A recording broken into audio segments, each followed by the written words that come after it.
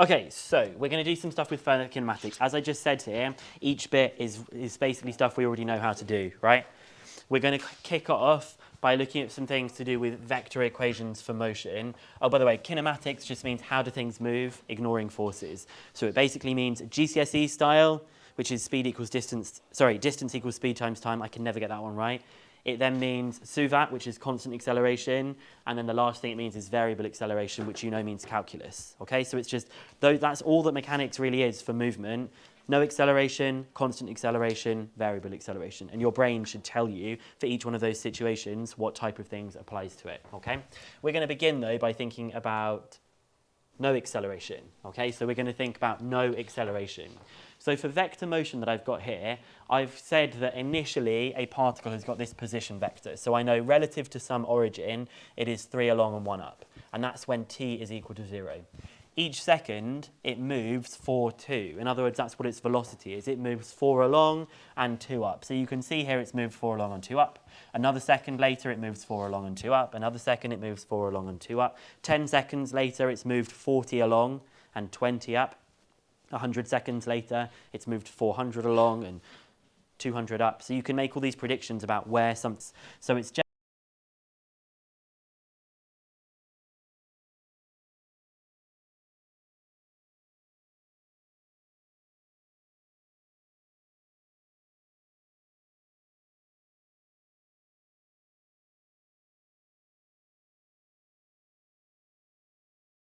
General position is 3, 1 plus t lots of 4, 2. And if we combine that together, you just get 3 plus 4t and 1 plus 2t.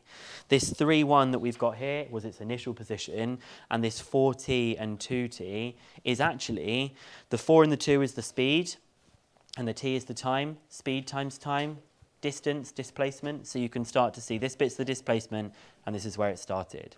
So, Mehek, off the phone now. The position vector of the particle is r equals r naught plus vt.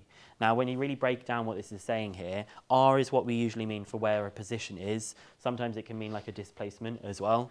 So we've got its initial position. This is r with a subscript 0, and the r is underlined. That means where it is at 0 seconds. In theory, I could write down r3, which would mean where it is at 3 seconds. We just don't tend to see that very much. And you'll notice you've got speed times time, and we know that distance or displacement is speed times time. Sometimes it's useful to think about it with that r naught there, but really this is just a variation on your GCSE. Distance equals speed times time, okay? The r naught that we add on is to take into account where it started. If it started at the origin, then you obviously don't need the r naught because the r naught is just 0, 0 that we have. So we can just go straight in with what this might look like, okay? A particle starts from the position vector 3, 7 and moves with constant velocity 2 minus 1.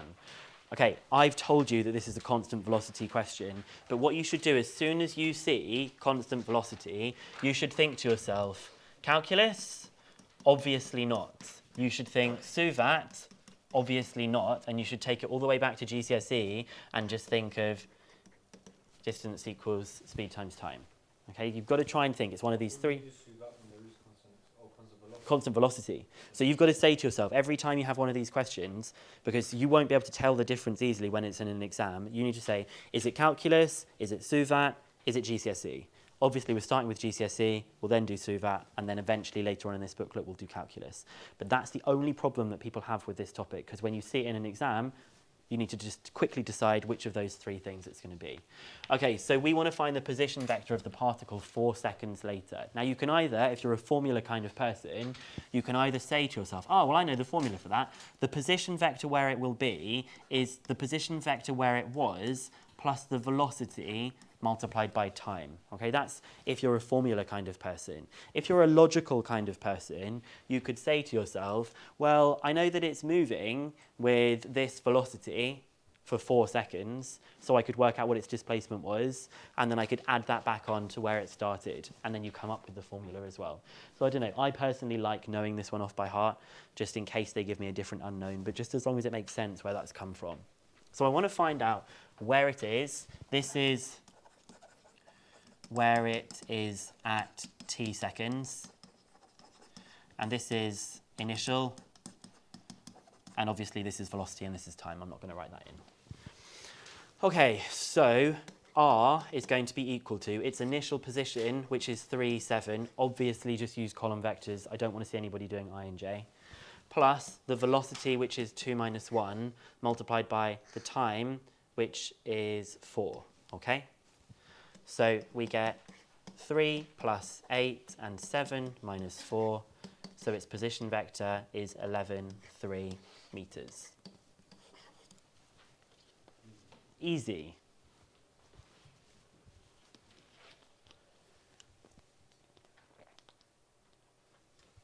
Now this is a bit different, okay? Part B of the question, it says, find the time when the particle is east of the origin. So first of all, I need to come up with a general formula for where it is. So a general position, and when I say general, I just mean that it's in terms of t. So I just want to keep it as something that's just in terms of t. The general place of where it would be where it started, which was 3, 7, plus its velocity multiplied by time. That's just where it is at any particular given, at any time that you like. And if I combine that together, I get 3 plus 2t and 7 minus t. That's where it is at any time at all. And I want to find out, here's the origin.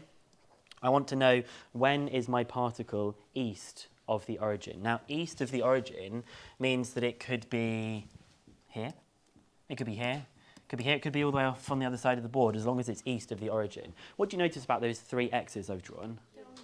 They all have y equals 0. In this case, that must mean that the j component, it has not got a j component. Its position vector has just got an x component. So because it is east of the origin means that the j component is equal to 0, so t is equal to 7. When else would the j component be equal to 0? Can you think of how else they might describe it? They've said that it's east of the origin. Good. If it's also west of the origin, it's also going to have a j component of 0, because it will still be on the x-axis. The y coordinate would be 0, so the j component would be 0. And what would be for the I component being equal to 0? Good. So if it's north and south of the origin, then the I component is 0. Again, it makes sense. I don't memorize these things. If you try and memorize them, your brain will probably memorize them wrong, because when you think of east, you think of I, you should do, and it's actually the opposite way around. And when you think of north and south, you probably think of j, but it's actually the I component that's 0. So if I was doing this and I was you, literally if I was doing the exam, I would draw this and I would have a little conversation with myself and say, okay, well, it's got a 0 in this bit. Okay, that must mean the j component is 0. This is not something to memorize, I don't think, unless you want to. Okay? So I haven't finished the question, have I? When is it? So we know that 7 minus t is equal to 0, so t is equal to 7. And if you substituted that in, you would get 3 plus 14, which is 17, 17, 0. So actually, when it's east of the origin, it has a coordinate of 17, 0. Pretty straightforward, right? So yes? I'll ask you ones that are like an angle. Yes, but they would be, we'll talk about those ones. That's coming up later on, okay? Can I go on to the next bit? Okay, so we're now going to look at SUVAT with vectors. This time, there is now going to be acceleration. So we've looked at what it looks like for if there is no acceleration. It's GCSE style. We now know that with acceleration, that there would be SUVAT coming in, okay? These ones that I've got down here are the ones that I usually use, and we're going to try and translate them into vector form. And there's only going to be a few things that change here. First of all, this one is going to blow your minds. V equals U plus AT is V equals U plus AT. This is exactly the same thing, okay? There's one thing that I haven't underlined though. Why? Why not?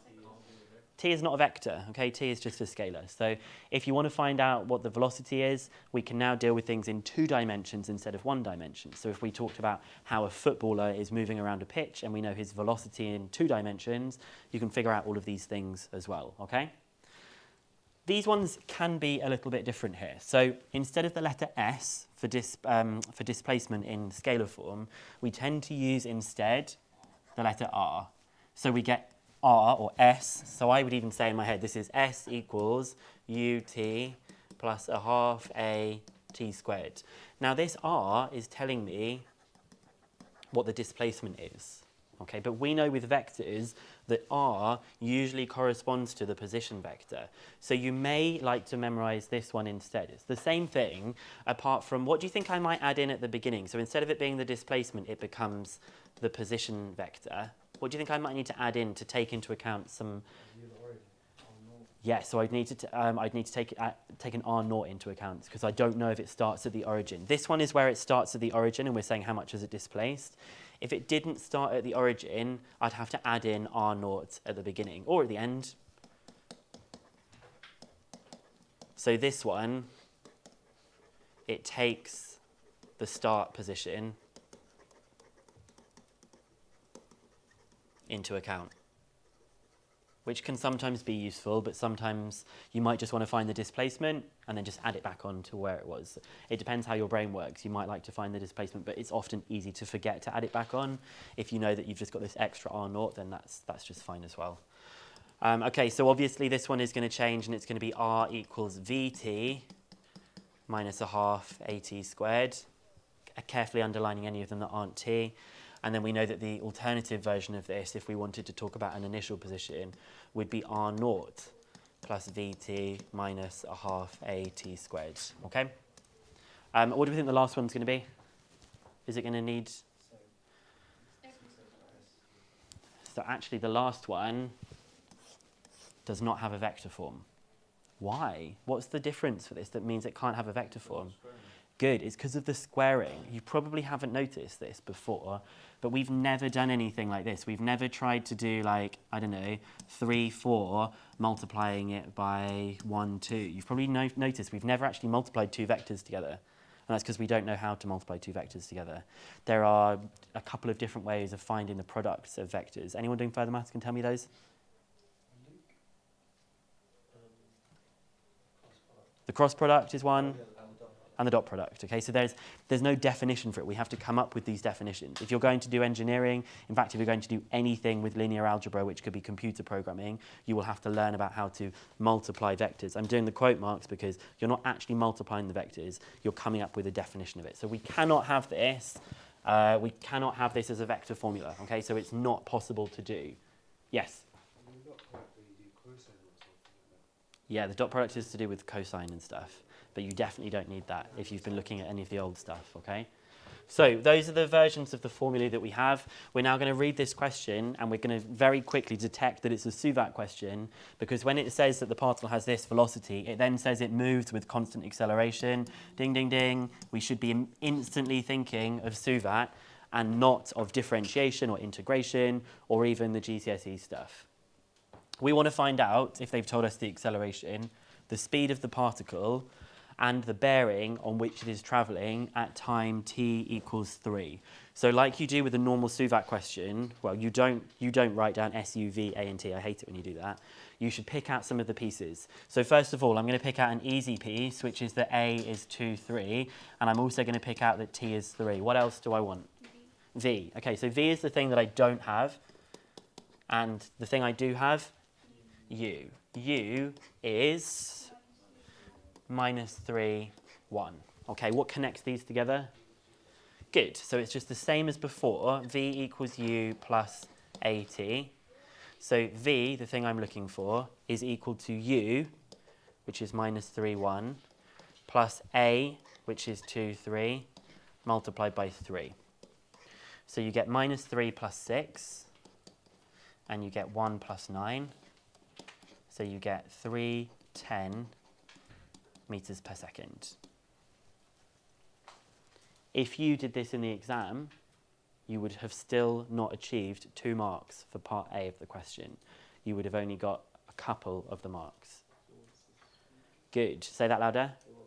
It wants the speed. What do you mean by it wants the speed? We've got to do the magnitude. If you see and it says the speed, and we're clearly doing a vectors question, you have to do that. And there are 2 marks for doing that. And they're 2 such easy marks of can you Pythagorize and type into your calculator. If you don't do that, you're giving those 2 marks away for free. you need to make sure that you read the question carefully. So because it wants the speed, that means I'm no longer underlining it anymore. We just get 3 squared plus 10 squared, which is root 109, which is 10.3 or something. No, not even that. 10.4. 10.4 meters per second. So speed, you have to Pythagorize it because it wants the scalar quantity. Part B of the question wants to know the bearing on which it is travelling at that time t equals 3. So if it's asking for the bearing, you should know to draw the diagram. So you start out from the bit where it's moving, and we know it's moving 3 along and 10 up. The bearing is the angle that it makes with the north line. So we're looking from the north line this direction, which is the same as this angle up here because it's an alternate angle. So what would theta be equal to? Inverse tan of, good, 3 over 10, opposite over adjacent. Inverse tan of 3 over 10. And I think that's 16 point something. Oh, I'm in radians. So it's 16.7 degrees. Again, if you wrote this, you wouldn't get the last mark. Why wouldn't you get the last mark here? Something else needs to be done. It's asked for a bearing. What do you know about bearings? It's from north, so we've got the right angle that it's from north, and it's clockwise. There needs to be 3 digits, okay? And it needs to be the whole number, so it would be 0. Don't know why it's doing that. It would be 0, 1, 7 degrees. Now, quick bit of side trivia here. The reason that it has 0 at the beginning is because back in the day where people couldn't just like video call each other or text each other really easily, if a ship was trying to tell a lighthouse what bearing it was traveling on, if they just sent a 1 and a 7, the people who were receiving that information thought maybe it was 17, but also maybe it was like 175, and we got some of the missing information didn't get transmitted to us. So they all decided, wouldn't it be sensible if we always send 3 numbers, and then if we don't receive 3 numbers, we'll send a message back to you saying, can you send the numbers again? We only got 2 of the numbers. So if you got a 0, a 1, and a 7, you knew that the message was complete, and you knew that they were definitely going on a bearing of 17 degrees. So hopefully that little story will remind you 3 digits for when you're writing down a bearing. Okay, Sarah?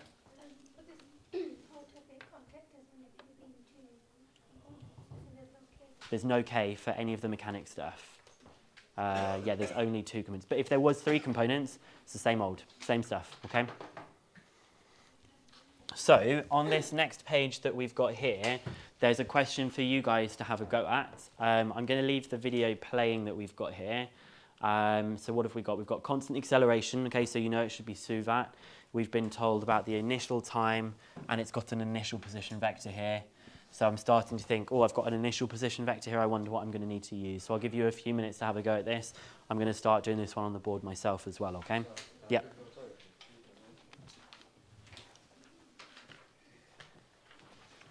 And this is one of the new spec exam questions. So you'll see this is an easy topic. Look at it and just think how simple this looks compared to what you've just been doing, okay?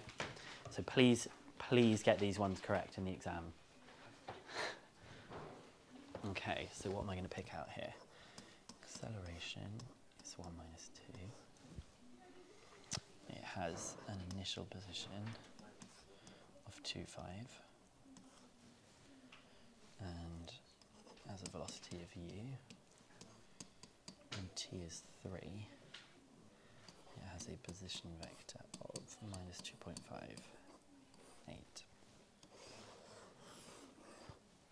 So it looks like r equals r naught plus ut plus a half at squared.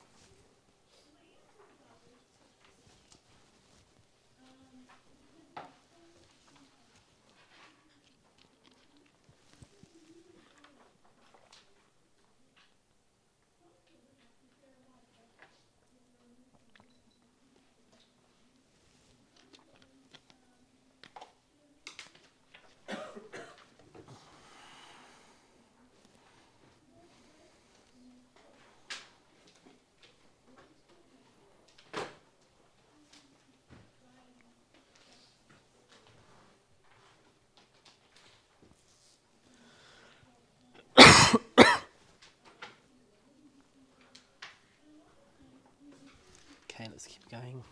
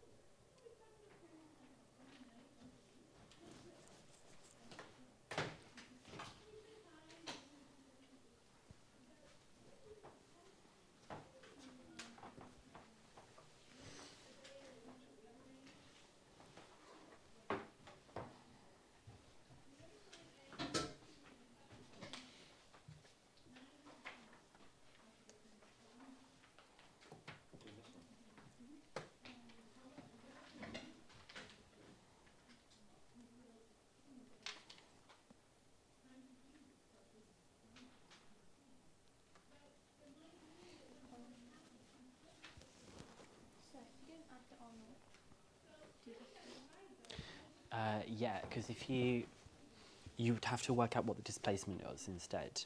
So if you didn't want to do this stage here of writing them, all you need to check is it started here and it finished here. So you would need to subtract them to find the displacement. And you would have to do this one minus that one to find out what the displacement was. And that's actually what we did here. We did this one minus this one. But because remember, this bit is either telling you the position or it's telling you the displacement. So you just need to decide which way you want to do it. Okay. Nearly done, guys? So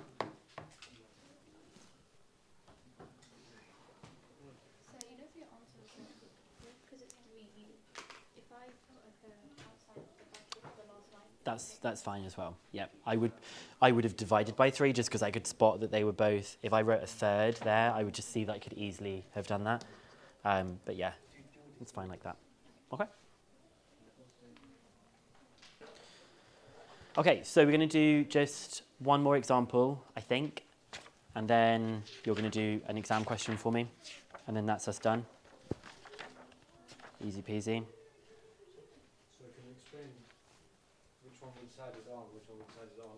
So R naught, it said when t equals 0, it is at this position vector here, which is R naught, which is where it initially was. And then it says 3 seconds later, it's at this position. So that's where it is. This one tells you where it is at this time here. Like this one is linked to those values of t. And it kind of makes sense, because if you made t 0 here, you would just have r equals r naught, so the position it is where it started. The other thing I was saying to Amara is that if you didn't want to use this version of the formula, you would need to first of all subtract them to find out what the displacement was. So you can either say position vector equals this, or displacement, covering this one up, equals this. And you just have to work out what the displacement is. Okay? You have to take away specifically. You do, yeah. You have to say where it is, take away where it was. That will tell you what the displacement was from where it started. You'd have to do yeah, this one minus r naught, which is actually what we did here. We did this one minus this one. And we did that to find out how it's displaced. Personally, I'm trying to think what I prefer. I personally like just knowing the Suvat formula. I just add in an r naught. I find that a bit more reassuring. I just know if I've got that formula, it's done. And it's the same as the Suvat one, but I just have to add in an initial position to say where it was. Okay? Yeah. Yeah, so they might tell you something like, they might tell you this, and this, but they might not tell you the initial position. So they could give you out of these, what have we got, 1, 2, 3, 4, 5 different variables. They could tell you 4 out of the 5, and you'd have to find out what the 5th one was. So it could be any of those could be missing. They could say, what's the acceleration, given that the value of u is this. And you just solve the equation in the way that you would do usually. Okay? No. So you just need to know that it changes from s equals ut plus a half at squared. The s changes to r, and logically, you've got to add in the initial position. So we're just going to do this last example, which has got quite a lot of info packed into it, and then it's time for you to just do a practice question. Yeah, of course. Yeah. Okay, so this one we've got here is we're now modelling an ice skater on an ice rink, and so they obviously can move in 2 dimensions. Previously, anything is moved in 1 dimension, which just means in a line. This time they can now move in 2D. It says an ice skater is skating on a large flat ice rink. At time t equals 0, the skater is at a fixed point O and is travelling with velocity 2.4 minus 0.6. At time t equals 20, the skater is travelling with velocity minus 5.6, 3.4. So as soon as you see those 2 things, what do you think you should be saying to yourself when you see those 2 things? It's just talked about this velocity and this velocity. It's what, sorry? It is accelerating. So you should instantly say to yourself, okay, it's Suvat. It looks like it's probably going to be Suvat, unless they start talking about a variable thing, which I don't think they are.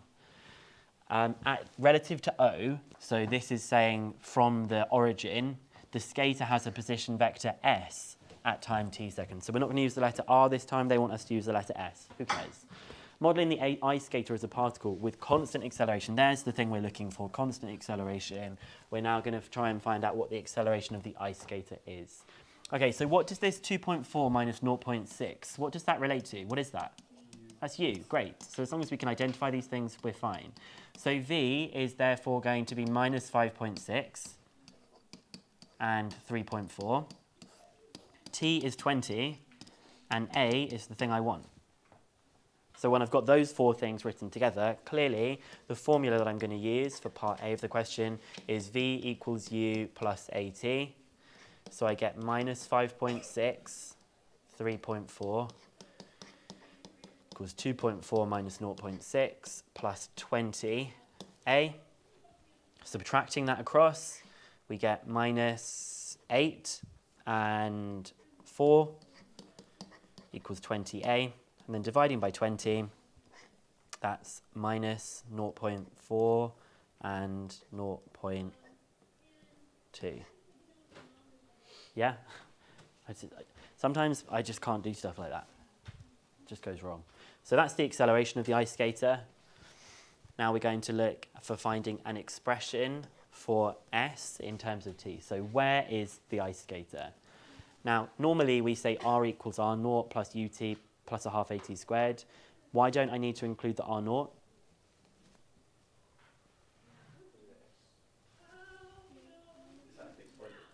Yeah, look, at the beginning, the skater is at the fixed point O.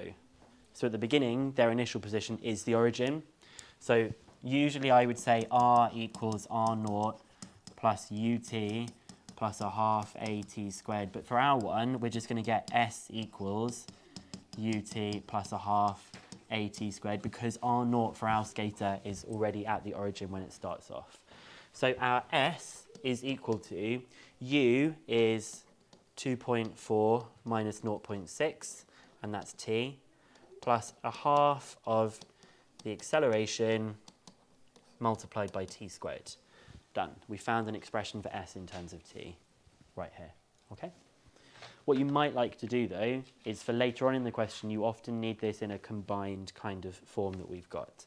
So I want to see if I can just write this as a single vector. Even though this is completely correct for the answer, if I wanted to just write this as a single vector, I'm going to have for the I component 2.4t minus 0.2 t squared. Hopefully you can just see I've multiplied it by half and multiplied it by a t squared there. I then get minus 0.6t plus 0.1 t squared. You don't have to have done this bit, but it's going to be much more helpful for when we get to part C of the question, right? So, part C of the question says, find the time at which the skater is directly northeast of O. So I'm going to do the same thing that I did before. I'm going to draw a graph. There's my north, east, south, and west.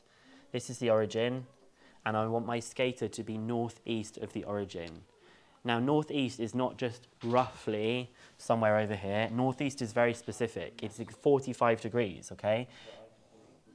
Good. Now, for 45 degrees, we know something, that when I was to draw this triangle, if this is 45 degrees, it must be an isosceles triangle, so those two bits are equal to each other.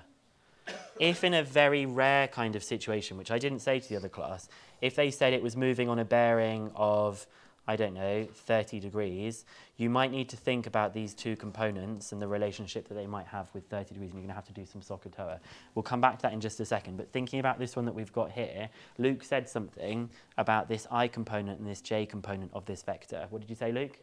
They have to be equal to each other because they're an isosceles triangle. So if it is northeast, we would say that the I component must be equal to the j component. Can you think of where else on the compass point the I component is equal to the j component? Southwest. Good. Southwest. Down here, also, you would have a negative I component and a negative j component, but crucially, they would both be the same as each other. So you're going to have that the same for the northeast and the southwest. What about, though, for the northwest and the southeast? So I'm talking about here and here, the two purple ones. Good. So here you've got like a negative j, but a positive I. And here you've got a positive I, but a negative j. So you would say that the I component is equal to the negative j component, or the j component is equal to the negative I component, but they're the same statement because you've just multiplied them by -1. So northeast and southwest and northwest and southeast, they need a diagram, and they're either going to be equal or they're going to be equal, but one of them will be made negative, okay? This one that I said here, if they told you that it was moving on a bearing of 30 degrees, you might need to think about the two components. If I called this component y and x, what could you tell me about y and x if this is 30 degrees here? It's a trig identity sort of thing. So this angle here is 60, or you could say the top was 30. What do you know about y and x? They're perpendicular. So what can I say about this triangle? SOHCAHTOA, tell me something about this triangle. It is going to be that, but the way I guess it's not going to be that actually. Tan 60 is equal to y over x. And tan 60, yes, I know I should know this as well, is root 3. So you get root 3 is equal to y over x. So in other words, x root 3 is equal to y. So you take the I component, you times it by root 3, and you get the j component. I've never seen them ask this before. I've only ever seen them ask about northeast, southwest, northwest, southeast, northeast, south, and west. I've never heard them ask with an angle before, but it's just trigonometry, okay? I'm just saying it because I think it's the kind of thing that they might do. Okay, so let's just put a bit of a box around that and just leave that for a second. We're actually going to answer the question now. We want to find the time when they're northeast. Okay, so this is their position, so I want this to be equal to this. So I'm going to say that 2.4t minus 0.2t squared is equal to minus 0.6t plus 0.1t squared. Getting it all onto one side, I'll take it to the right-hand side. You get 0.3t squared minus 3t. And then you could do an equation solver, or you could just solve the equation yourself. I could factorize by t, 0.3t minus 3. So either t is equal to 0 or t is equal to 3 divided by 0.3, which is 10, right? Yeah, of course it is. But this one doesn't make sense, because when t is equal to 0, where is it? It's at the origin. Is it northeast of the origin? No. But the I component and the j component are equal, but it just doesn't happen to be northeast. So the answer is when t is equal to 10. If you were to substitute it in, you get the same I component and the same j component, meaning it's northeast of the origin. Okay, nearly there. Oh, quick question actually. We've said here, find the time when the skater is northeast of the origin. If I said find the time when the skater is moving in a northeast direction, so it's something slightly different. I've said find the time when the skater is moving in a northeast direction. What would I use? I wouldn't use this. If I'm talking about the way that the skater is moving, what of the Suvat variables am I interested in? I'm interested in its velocity, okay? This is when I wanted the skater to be northeast. If I wanted to know when they were moving in a northeast direction, I'm interested in the velocity. So you would need to go up here, you'd need to come up with an expression for the velocity, and you would then need to make the I and the j component equal to each other for it being northeast. Okay, nearly there. A second skater travels so that she has position vector r equals 11t minus 6j meters relative to O at time t. Show that the two skaters will meet. So the other one that we've got here, r, is equal to 0, and then is it 11t minus, I can't even remember it, it's just up there. How much is it? 1.1t minus 6. Okay, 1.1t minus 6. So this is the position of one of the skaters. We've worked out the position of the other skater. If we want to find out when these two are going to meet or show that they meet each other, what do you think we need to do? We'll make them equal to each other. We're going to make r equal to s. If they are equal to each other, this means that they have the same position. But I want to show that they meet. I don't want to just show that they have the same position. There's something extra that needs to be true. Good. They need to be the same position at the same time, okay? Just because, I don't know, Hamza at the moment is sitting in that chair. Like an hour ago or 2 hours ago, who else was sitting in that chair? I can't even remember. Hamza Ahad was sat in that chair. So actually, although Hamza Zidani is sat in that chair, Hamza Ahad was sat in that chair. So same position, but different time doesn't mean that they meet. They have to have the same position at the same time for it to be a meet-up, okay? The first, this R, it's in the question. It says, it didn't say 0, it just said 0, it didn't say 0i, it just said 1.1t minus 6j. So I just put it in vector form. So I'm going to make 0 and 1.1t minus 6 equal to the S1, which is 2.4t minus 0.2t squared, and minus 0.6t plus 0.1t squared. What do you think I'm going to do first? Top one, it looks easier, so I'm going to look at the I component, which tells me that 2.4t minus 0.2t squared is equal to 0. So if I factorize, I get 2.4 minus 0.2t. So either t is equal to 0 or t is equal to 12, did you say? 2.4 divided by 0.2, yeah, 12. T is equal to 12. Then I'm going to look at the j component because I need to show that they meet each other. So at the moment, they have the same I component when t is 12. They need to have the same j component when t is 12. Otherwise, that's not meeting up. So we'll have a look at the j component. And we're going to say, let's just substitute in 12 into that side and show that they're the same as each other. So I'm going to do 1.1 times 12 minus 6, which is 7.2. And I'm also going to do the j component for the other one, which is minus 0.6 times 12 plus 0.1 times 12 squared, which I'm guessing is also 7.2. So when t equals 12, both r and S are at the same point, so they meet. Okay, so I know we probably spent a bit longer on this than I wanted to. We probably got started about 10 minutes too late because we were chatting instead. But what I'm going to ask you to do at homework, and I'm going to give you a bit of a hint for this bit, is you're going to look at this question that we've got here, okay? Everything's going to be absolutely fine.